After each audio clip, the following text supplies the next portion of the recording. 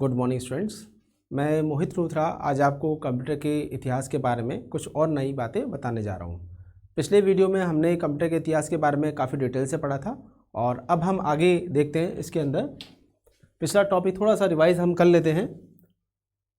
तो कंप्यूटर के इतिहास में सबसे पहले हमने पढ़ा था अबेकस के बारे में। तो अबेकस एक ऐसी डिवाइस है जिससे हम बेसिक कैलकुलेशन आसानी से कर सकते थे। लगभग 300 BC पूर्व इसको डेवलप किया गया था। चाइना में इसको डेवलप किया माना जाता है। सेकंड स्टेट जो है आपकी इसकी पास्कल लाइन है, ये ब्लेज पास्कल ने बनाया था और इसमें हम एडिशन और सब्ट्रैक्शन आसानी से कर सकते थे। इसके बाद हमने पढ़ा था चार्ल्स बेबेज के एनालिटिकल इंजन के बारे में। इसमें खास बात ये थी कि इसमें IPO के रूल का यूज़ हुआ था, जिसमें हम इनपुट देते थे, प्रोसेस होती थी और उसके बाद फिर आउटपुट आता था, जिसे हम चार्ल्स बेबेज को फादर ऑफ कंप्यूटर साइंस भी कहते हैं। और इनका जो सेकंड कंप्यूटर था एक और उन्होंने बनाया था डिफरेंस इंजन के नाम से, जो काफ़ी पॉपुलर हुआ। इसके बाद में 1989 में टैबुलेटिंग मशीन आई थी। ये पहली ऐसी मशीन थी जिसमें पहली बार स्टोरेज कॉन्सेप्ट यूज़ हुआ था।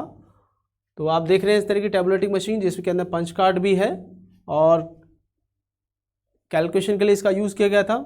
उसके बाद ट्यूनिंग मशीन्स आई थी। ट्यूनिंग मशीन में भी हमने पढ़ा था कि ये पहला इस तरह का कंप्यूटर था जनरल पर्पस के लिए यूज़ किया गया था, यानी कैलकुलेशन कर सकते थे, इनपुट आउटपुट दे सकते थे और जनरल पर्पस के कार्य सिंपल मैथमेटिशियन वर्क भी इसमें होते थे। इसके बाद हमने देखा था ENIAC और एडवेक कंप्यूटर के बारे में। ये फर्स्ट जनरेशन के कंप्यूटर हैं जिसमें वैक्यूम ट्यूब का यूज़ किया गया था और इससे भी बहुत तेज़ी से कैलकुलेशन की जा सकती थी। तो ये हमने देखा कंप्यूटर के जनरेशन में कि सबसे पहले अबेकस आया, अबेकस के बाद हमने पास्कल लाइन आया, पास्कल लाइन के बाद डिफरेंस इंजन, एनालिटिकल इंजन और उसके बाद ENIAC कंप्यूटर आए। अब अगर हम बात करें कि आज के टाइम में जो पर्सनल कंप्यूटर चल रहे हैं उनकी स्टार्टिंग कहाँ से हुई, तो उसके लिए आप यहाँ पे देखो डायग्राम मैंने दे रखा है कि इसमें आपको एक टेलीविज़न सेट दिखाई दे रहा है, कुछ यहाँ पे इलेक्ट्रॉनिक सर्किट आपको दिखाई दे रहे हैं और एक कीबोर्ड दिखाई दे रहा है। तो पर्सनल कंप्यूटर जो आज के वर्तमान में समय में हम देखते हैं उसमें टीवी और टाइपराइटर दोनों का कॉम्बिनेशन होता है। आप यहाँ पे देख रहे हैं टेलीविज़न है और यहाँ पर एक इलेक्ट्रॉनिक सर्किट दे रखा है और यहाँ पे ये आपका कीपैड है। तो पहली बार जब टीवी को, टेलीविज़न को और प्रोसेसर को यानी कुछ इलेक्ट्रॉनिक सर्किट का हमने यूज़ किया, उसके साथ में हमने कीबोर्ड को अटैच कर दिया, तो वो जो हमारा था वो ये आपका पर्सनल कंप्यूटर कहलाया था। स्टीव जॉब्स ने इसको इन्वेंट किया था अपने फ्रेंड्स के साथ मिलकर। पहला जो पर्सनल कंप्यूटर कॉन्सेप्ट था वो उन्हीं के द्वारा डिज़ाइन किया गया था। तो यहीं से स्टार्टिंग हुई थी पर्सनल कंप्यूटर की। तो आप देखते हैं कि इस तरह से पर्सनल कंप्यूटर सामने आए। पहले अबेकस का यूज़ हुआ कैलकुलेशन के लिए, लगभग आज से 3000 साल पहले की बात है। उसके बाद पास्कल लाइन आया, उसके बाद एनालिटिकल इंजन पढ़ा हमने और उसके बाद फिर इलेक्ट्रॉनिक कंप्यूटर, बिजली से चलने वाला पहला इलेक्ट्रॉनिक कंप्यूटर जो था ENIAC था। और उसके बाद पर्सनल कंप्यूटर का रूप जो आज हम देखते हैं वो इस तरह से देखते हैं। पर पहली बार जो पर्सनल कंप्यूटर सामने आए थे वो काफ़ी स्लो थे और उन्हें चलाना बड़ा मुश्किल होता था, उसमें स्टोरेज कैपेसिटी भी बहुत कम थी। जबकि वर्तमान में जो हम पर्सनल कंप्यूटर हम यूज़ कर रहे हैं वो काफ़ी एडवांस है।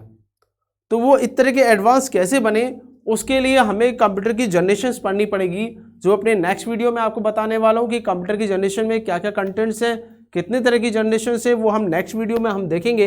अभी हम इस वीडियो में देखेंगे कि पर्सनल कंप्यूटर तक हम पहुँचे कैसे, वो मैंने अभी आपको बताया। तो पर्सनल कंप्यूटर जो डिज़ाइन किया गया था स्टीव जॉब्स के द्वारा डिज़ाइन किया गया था, जो एप्पल कंपनी के ओनर हैं। और अगर आप देखें कि एप्पल कंपनी ने काफ़ी सारे मॉडल्स बनाए पर्सनल कंप्यूटर में, तो यहाँ पे देखो डायग्राम के द्वारा मैंने इसको शो कर रखा है कि 1976 में एप्पल का फर्स्ट वर्जन आया, उसके बाद 1977 में। तो इस तरह के कई सारे एप्पल ने प्रोडक्ट बनाए और वर्तमान में एप्पल के जो प्रोडक्ट हैं वो काफ़ी शानदार हैं, बहुत अच्छी उनकी गुड क्वालिटी है, परफॉर्मेंस में नंबर 1 है वो। तो एप्पल के काफ़ी प्रोडक्ट हैं जो अपने आप नाम ही एक एप्पल का जो है अपने आप में काफ़ी पॉपुलर रहा है। तो ये पर्सनल कंप्यूटर की एक पूरी सीरीज़ है। इसके अलावा अगर हम बात करें तो माइक्रोसॉफ्ट कंपनी है, उसकी कंप्यूटर भी काफ़ी पॉपुलर हुए। माइक्रोसॉफ्ट के ओनर जो हैं बिल गेट्स, उन्होंने फर्स्ट जनरेशन मतलब ऐसे कंप्यूटर बनाए जो जनरल व्यक्ति के पहुंच में आ सके, यानी इजीली कम पेमेंट में यूज़र उनको ले सके, खरीद सके। इस तरह से माइक्रोसॉफ्ट ने उसको डिज़ाइन किया था। लेकिन अगर लुकिंग की बात करें तो एप्पल कंपनी जो है वो सबसे आगे रही है उसकी लुकिंग और क्वालिटी एप्पल के हिसाब से काफ़ी अच्छी रही है। इसी बीच में कंप्यूटर की कई तरह की वैरायटीज़ भी डेवलप हुई, कई तरह के टाइप्स के कंप्यूटर हमारे सामने हमने देखे कि माइक्रो कंप्यूटर आपने देखे हैं। इसके रिलेटेड हमने एक अलग से वीडियो भी हमने पहले बनाया हुआ है टाइप्स ऑफ कंप्यूटर के बारे में, तो आप देख सकते हैं माइक्रो कंप्यूटर बहुत छोटे साइज़ के कंप्यूटर होते हैं। नॉर्मल जो आपका पर्सनल कंप्यूटर है वो भी एक तरह के माइक्रो कंप्यूटर का ही पार्ट कहलाता है। मिनी कंप्यूटर है, थोड़े छोटे होते हैं। पर्सनल कंप्यूटर हम वर्तमान में यूज़ करते ही हैं। आपके सुपर कंप्यूटर काफ़ी बड़े और शक्तिशाली कंप्यूटर होते हैं। मौसम संबंधी आपको अनुमान लगाना हो या क्रिटिकल कैलकुलेशन करनी हो तो, या फिर आर्टिफिशियल इंटेलिजेंस का प्रयोग करना हो तो यहाँ पे हम सुपर कंप्यूटर का ही यूज़ करते हैं। लैपटॉप, अगर आप बिजनेसमैन हैं या स्टूडेंट है और आपको अलग अलग जगहों पे मूव होना पड़ता है, अलग अलग जाना पड़ता है जगहों पर, और आप चाह रहे हैं कि आपके साथ में हमेशा एक कंप्यूटर है, तो आप लैपटॉप का यूज़ कर सकते हैं। इसके अलावा टैबलेट भी काफ़ी पॉपुलर हुए। जब एंड्रॉयड मोबाइल आए तो उस समय टैबलेट भी काफ़ी पॉपुलर हुए थे और वर्तमान में भी टैबलेट जो है काफ़ी पॉपुलर हैं। इनको आसानी से आप ले जा सकते हैं। एक तरह के मिनी कंप्यूटर्स होते हैं, पोर्टेबल हैं, यूज़ कर सकते हैं। इनसे कॉलिंग वगैरह भी की जा सकती है और साथ में आप कंप्यूटर भी चला सकते हैं इसमें। अब यहाँ पे देखिए पूरी एक टाइमलाइन दे रखी है हमने, जिससे हम कंप्यूटर की जनरेशन्स को कंप्यूटर की जो हिस्ट्री है इसको समझ सकते हैं। स्टार्टिंग की बात करें तो लगभग 500 BC यानी आज से लगभग 3000 साल पहले जो है वो अबेकस का इन्वेंशन हुआ था। अबेकस का जो इन्वेंशन है वो चीन में डेवलप हुआ माना जाता है। हम इसमें आसानी से ऐड कर सकते थे और सब्ट्रैक्ट कर सकते थे। इसके अलावा मल्टीप्लिकेशन और डिवीज़न भी हम इसमें कर सकते थे। इसके बाद में काफ़ी लंबे समय तक कोई भी इन्वेंशन नहीं हुआ। और पहला जो हम देखें कि पहली जो कैलकुलेटिंग डिवाइस थी, पहला जो कैलकुलेटर जो बना था वो 1942 में बना था और ये बिना बिजली के चलता था, हाथ से इसको ऑपरेट करना पड़ता था। जैसे पहले आपने देखी होगी पुराने दादाजी की आपने देखी घड़ियाँ रखी रहती थी घर में, जिनमें चाबी भर के उसको चलाते थे। आज भी बच्चों के खिलौने आते हैं, चाबी भर के वो चलते थे। सेम उसी कॉन्सेप्ट पर ब्लेज पास्कल ने इस मशीन को बनाया था, जिसे हम पास्कलाइन कहते हैं या इसको पास्कल कैलकुलेटर भी कहते हैं। इसमें आप एडिशन कर सकते हैं, सब्ट्रैक्शन कर सकते हैं, लेकिन मल्टीप्लाई और जो डिवीजन है वो नहीं होता था नॉर्मली। अगर उसे करना है तो उसको एडिशन और सब्ट्रैक्शन के द्वारा ही आप कर सकते थे। 1940 के बाद में लगभग उसके काफ़ी समय तक कोई डेवलपमेंट नहीं हुआ। 1834 में यानी 1834 में चार्ल्स बेबेज ने एनालिटिकल इंजन को डिज़ाइन किया। तो ये बहुत बढ़िया कंप्यूटर था और आजकल के जो कंप्यूटर है वो इसी टेक्नोलॉजी पर पूरी तरह बेस्ड है। इसमें इन्होंने IPO का यूज़ किया था, यानी इनपुट देते थे, प्रोसेस होती थी और उसके बाद फिर आउटपुट आता था। उसके बाद 1890 के अंदर टैबुलेटिंग मशीन डेवलप हुई। टैबुलेटिंग मशीन जो है वो हरमन होलेट ने डिज़ाइन की थी और पहली बार इसमें पंच कार्ड का यूज़ हुआ था। पंच कार्ड जो है मोस्टली आजकल जैसे हम कीबोर्ड का यूज़ करते हैं, पंच कार्ड उस समय इनपुट देने के लिए काम आता था। इसके अलावा डेटा को स्टोर करने के लिए भी कहीं कहीं जगह पर पंच कार्ड का यूज़ किया गया था। इसके बाद अगर हम बात करें तो 1937 के अंदर ट्यूनिंग मशीन आई थी। ट्यूनिंग मशीन जो है वो आजकल के जो कंप्यूटर चल रहे हैं, जो जनरल पर्पस कंप्यूटर है, उसका सबसे बढ़िया उदाहरण है। यानी पहला जनरल कंप्यूटर हम बताएं जनरल पर्पस कंप्यूटर तो वह ट्यूनिंग मशीन थे। इससे पहले के जो भी कंप्यूटर थे वो सारे के सारे जो है वो किसी विशेष काम के लिए बनाए जाते थे। कोई पर्टिकुलर कैलकुलेशन करनी है या किसी पर्टिकुलर काम को करना है तब काम उसके लिए बनाए गए थे। लेकिन ट्यूनिंग मशीन जो है वो ऐसा कंप्यूटर था जो सामान्य काम के लिए भी काम में आता था। इसके बाद 1945 में पहला इलेक्ट्रॉनिक कंप्यूटर बना, ऐसा कंप्यूटर जो बिजली से चलता था और इसमें छोटे छोटे इलेक्ट्रॉनिक कंपोनेंट का प्रयोग किया जाता था। वैक्यूम ट्यूब का यूज़ किया गया था। फर्स्ट जनरेशन की बात करें तो ये कंप्यूटर जो है आपके कंप्यूटर की फर्स्ट जनरेशन का ही पार्ट है, जिसको जॉन वॉन न्यूमन ने डिज़ाइन किया था। इन्होंने भी IPO कॉन्सेप्ट के अंदर कुछ मॉडिफिकेशन किया था।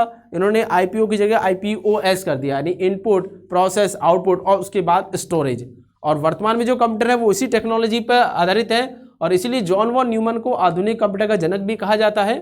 तो काफ़ी पॉपुलर कंप्यूटर रहे हैं ENIAC और EDVAC जो है।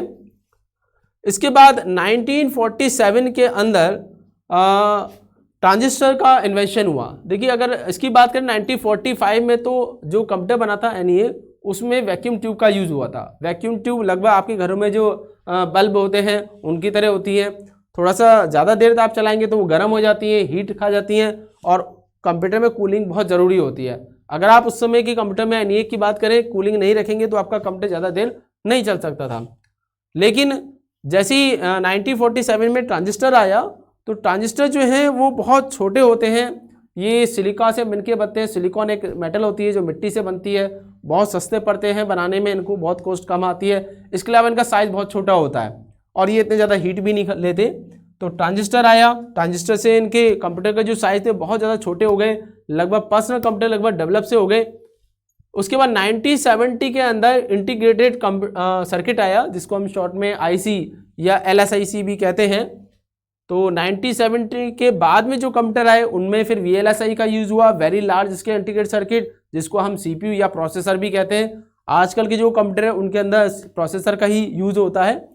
तो इस तरह से हमने पूरी कंप्यूटर की जनरेशन को हमने देखा कि पहले अबेकस आया, अबेकस के बाद पास्कलाइन, उसके बाद एनालिटिका इंजन, फिर टैबलेटिंग मशीन, ट्यूनिंग मशीन, एडवैक और एनईएक कंप्यूटर और ट्रांजिस्टर, और लास्ट में फिर हमारा आया इंटीग्रेटेड सर्किट।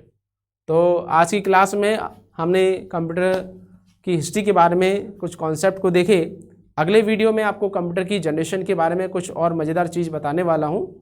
वीडियो देखने के लिए धन्यवाद। Thank you.